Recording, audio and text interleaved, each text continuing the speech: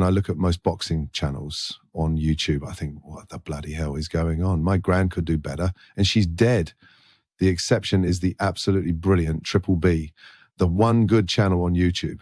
Like, subscribe, and donate, please, useless bastards. Yeah. Thanks, Gordon. Thanks, Gordon. I really appreciate that. You know, Gordon Ramsay's a big boxing fan, so he knows his stuff. You get me? Sometimes you see his lookalike son at ringside as well, but his lookalike son is like Marco Pierre White's son, a hanger-on. You know, he got no... I bet Gordon is one of those guys that's so focused. He must look at his son and go, man, I can't believe I produced such a posse hole. But, you know, his brother is a brownhead, a really bad brownhead, and he's tried to help him, but it failed. Well, he's not only a brownhead, you know, he's a crackhead. He does light to go up and brown to go down. You know, and there's no life, man. Gordon's paid for loads of rehabs, but it never worked. I mean, I don't know, man. The brand is no good. I guess, you know, you can ask Porky about that. He knows more about that than the Triple B.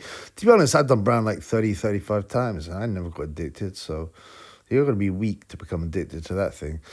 Mind you, I do like to get my drink on and my smoke on and go home with something to poke on, but that's a different story. Anyway, back to boxing. This is a boxing channel. You all know this is a boxing channel, okay? Anyway, yeah, so what we're talking about, so, I mean, the title of the video is, is Bakhodir Jalolov, is he going to become another Ivan Dychko? Now, obviously, you know, Bakhodir Jalolov is a premier heavyweight, right? He's won 2 gold medals in a row, and he was in the previous Olympics, right, in the Rio Olympics, where, amazingly, right, he lost to, who did he lose to? I think it's Joe Joyce. Let's have a look. Yeah, he lost to Joe Joyce. And Ivan Dychko beat him at least 4 times. Some people say 5. I've only got the, what's it called? The box rep amateur rankings, which are never complete, but some people say it's 5 times, but definitely Ivan Dychko beat him 4 times, which is incredible, really. And Bakhodir Jalolov has one of the best heavyweight amateur records ever, you know, comparable to Teofilo Stevenson, you know, very close to Teofilo Stevenson, the legend. They both got stopped once, amazingly. You know, Stevenson ruled the heavyweight for years and years, and he was knocking people out. He got stopped by Igor Vysotsky, knocked down in rounds 2 and like 2nd and 3rd rounds. So that's a proper knockout. I mean, it's a proper beatdown. It ain't no amateur stoppage. And in those days, you get a lot more stoppages in the amateurs.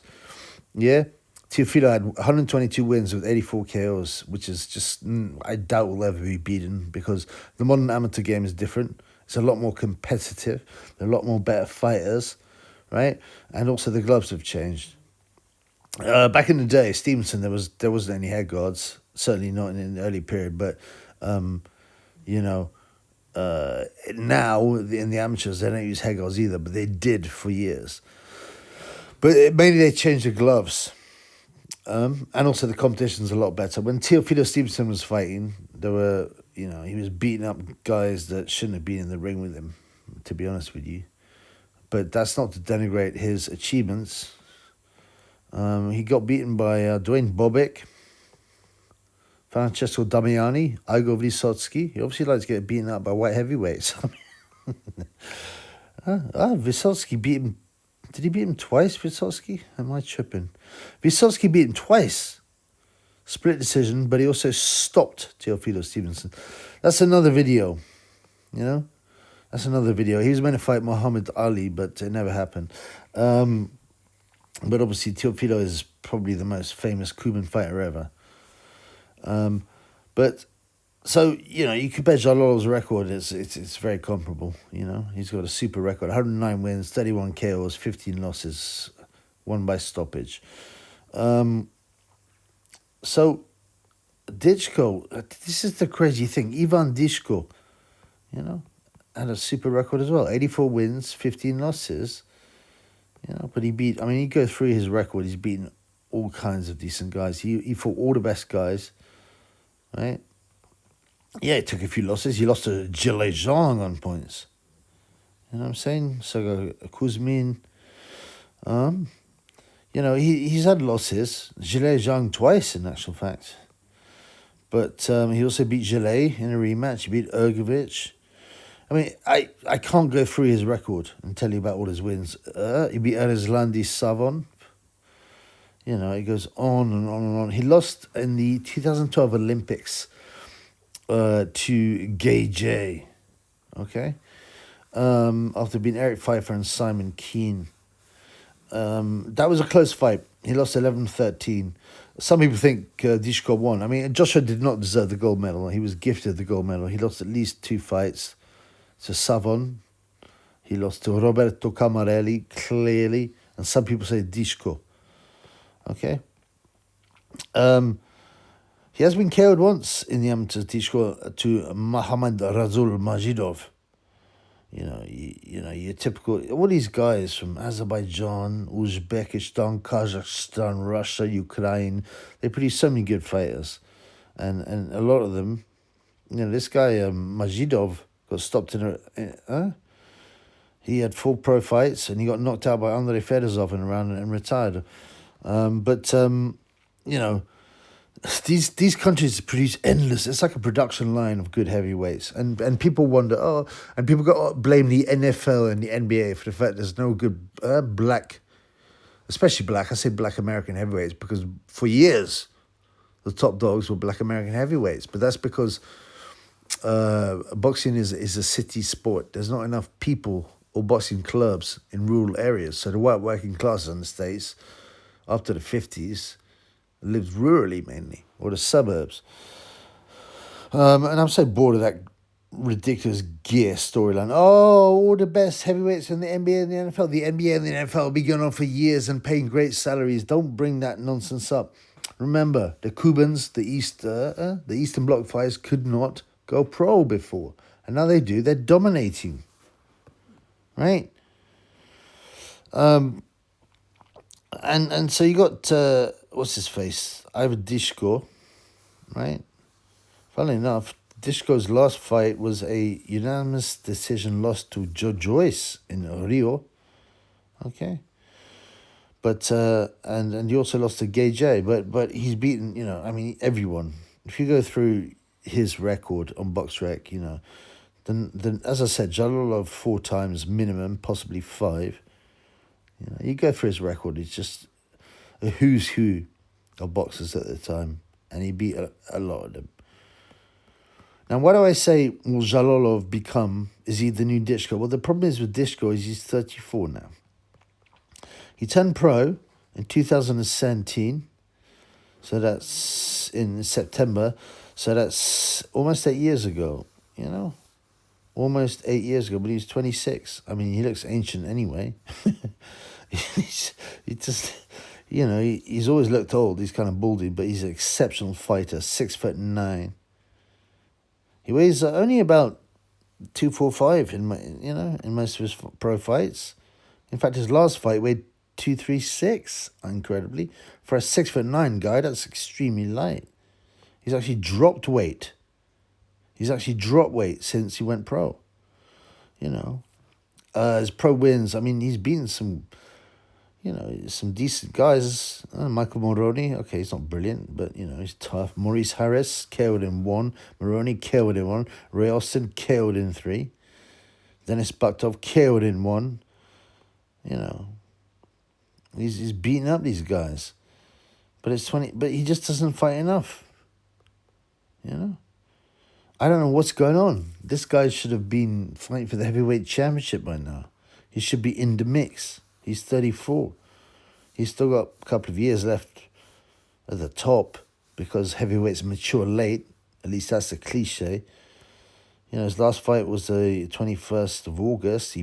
Craig Lewis, an average fighter, KO'd in 2. I mean, why? I don't know what's going on. What's going on in his management? Is it because, I don't know, you know, he's from Kazakhstan. He lives in the US, though. I thought it was maybe some gangster thing where the Kazakh gangsters were controlling his career and they weren't looking after him. But how can he's based in the US. His manager is called Zaya Aliyev and Elvis Crespo. I don't know nothing about them.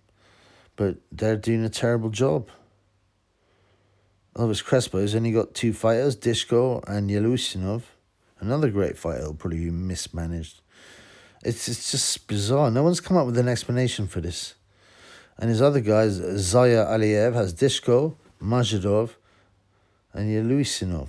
It's like, so these guys don't have, they're US based, they just don't have any fighters to promote. They're not looking up, I mean, they're the managers, sorry, there are no fighters to manage. Why Dychko signed with these bums who are unknown and are not looking after their careers when he's based in the US is very weird. Maybe there is some gangsterism. There has to be an explanation.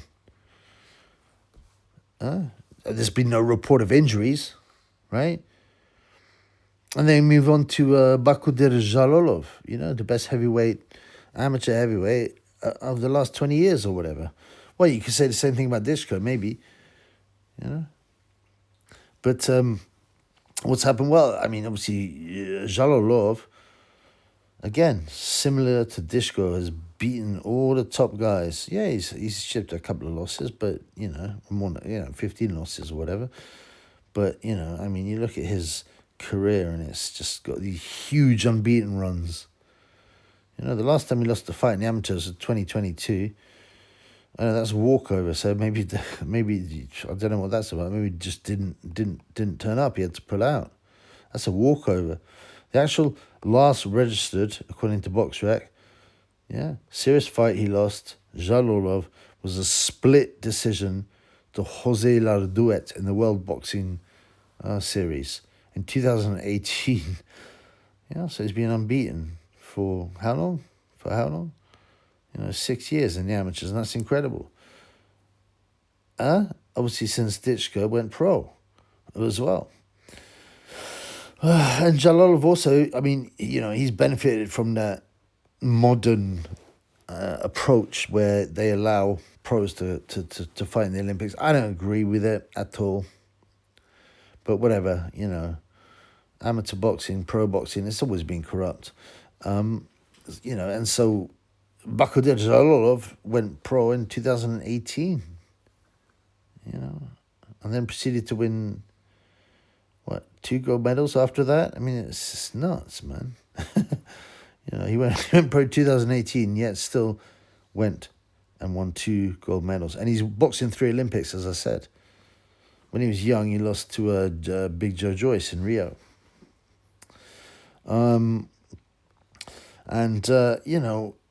This is the worry.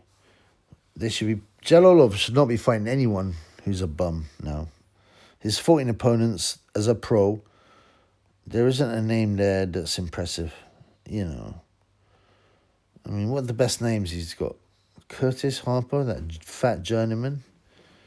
And if you're a British fan, Kamil Sokolowski, he stopped. I mean, what's going on here? And he had a fight lined up against David Spilmont, who's a very average French fighter. He even got beaten by Alan Babich, of all people, the Bridgerweight bum, the biggest bum inside of Bridgerweight, who got killed in a round by Johnny Fisher, got killed in a round by Rosinski. That was going to be his next opponent, which is pathetic. And he pulled out on the day of the fight or the day before.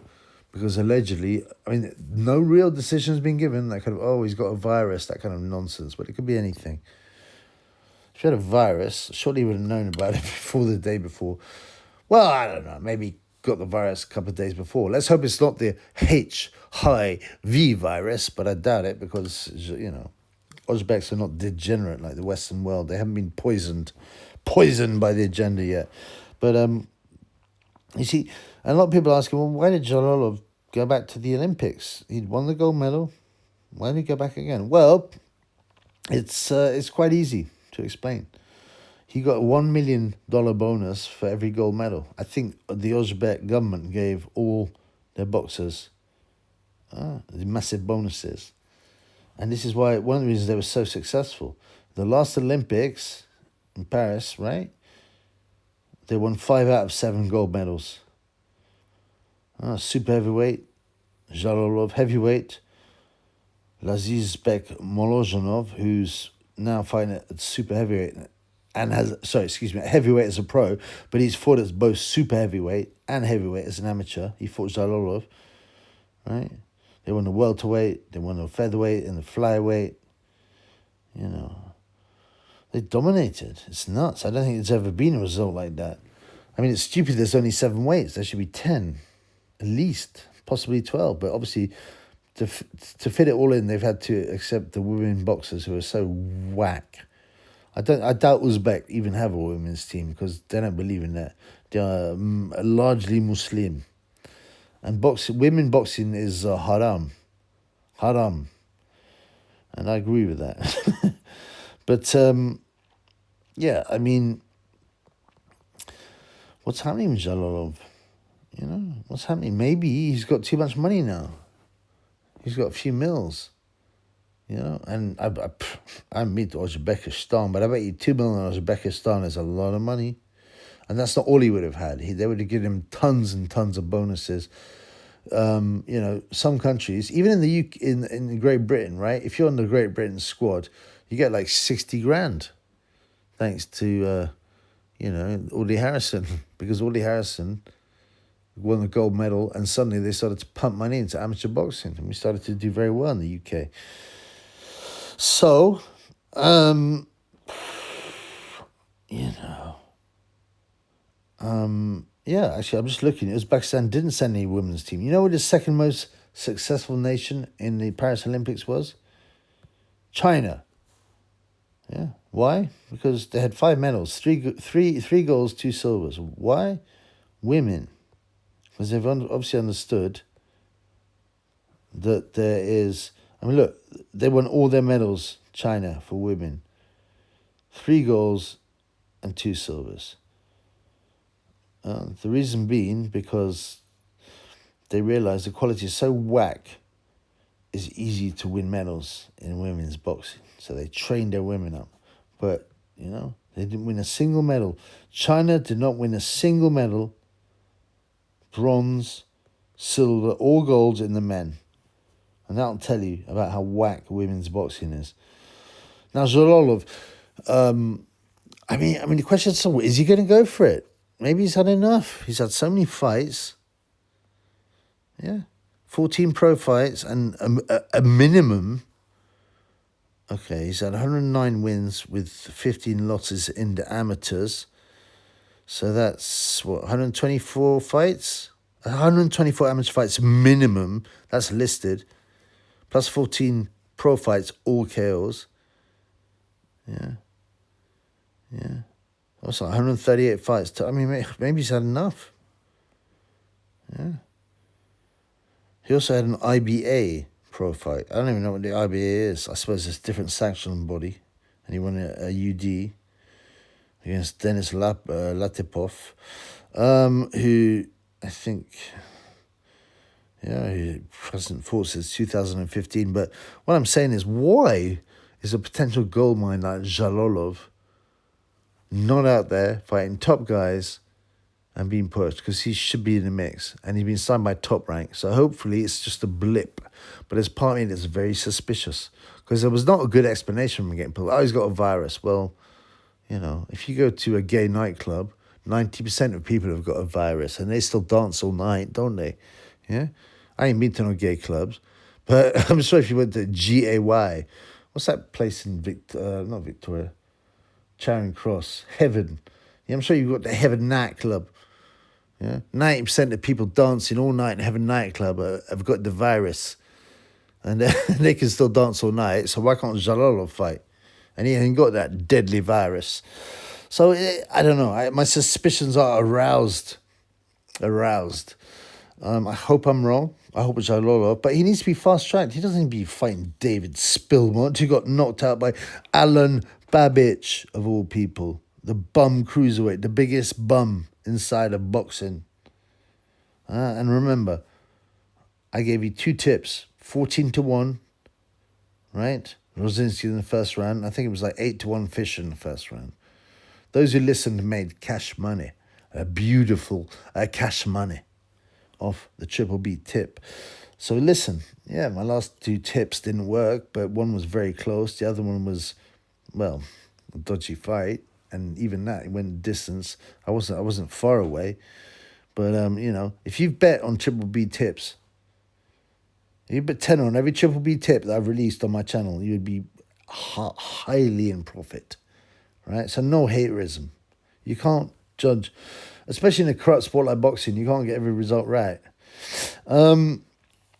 So, Jalolov, what's the future for him? He needs to fight top dudes.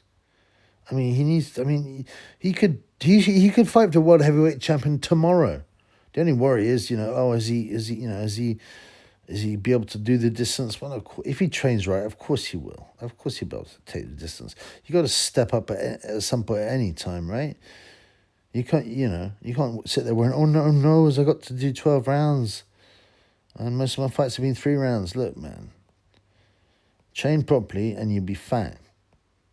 Okay? Everyone's going to move up at some point. We'll give him a couple of 10-rounders. And then fight for the title. Right? But he should be fighting the top dogs. The top dogs. Let's have a look at the heavyweight rankings. Okay?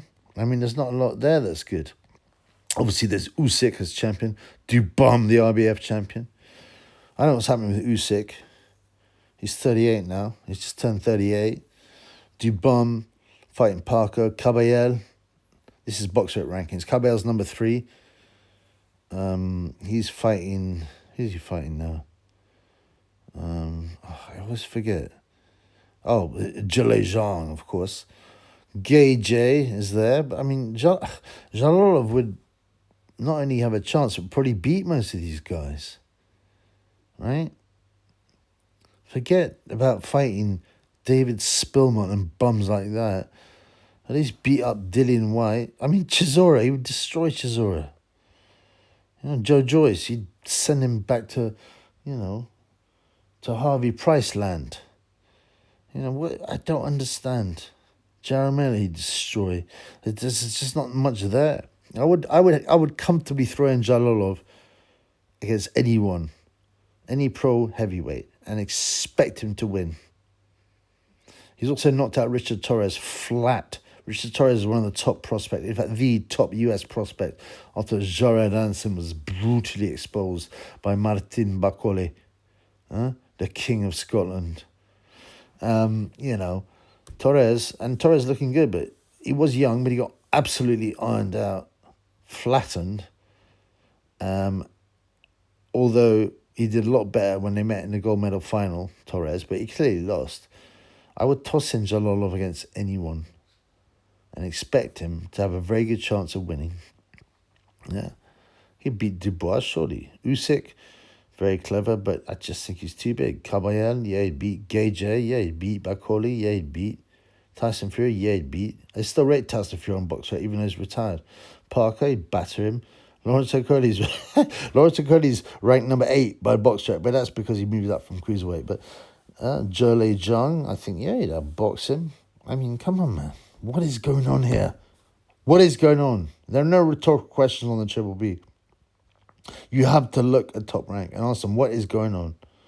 And I can only think, maybe, is there the possibility he failed a test and they've covered it up? Yeah. There is the possibility he failed a drug test and they covered it up and they put him out of fight. But they paid for a silent ban. Possibly. Right? Possibly.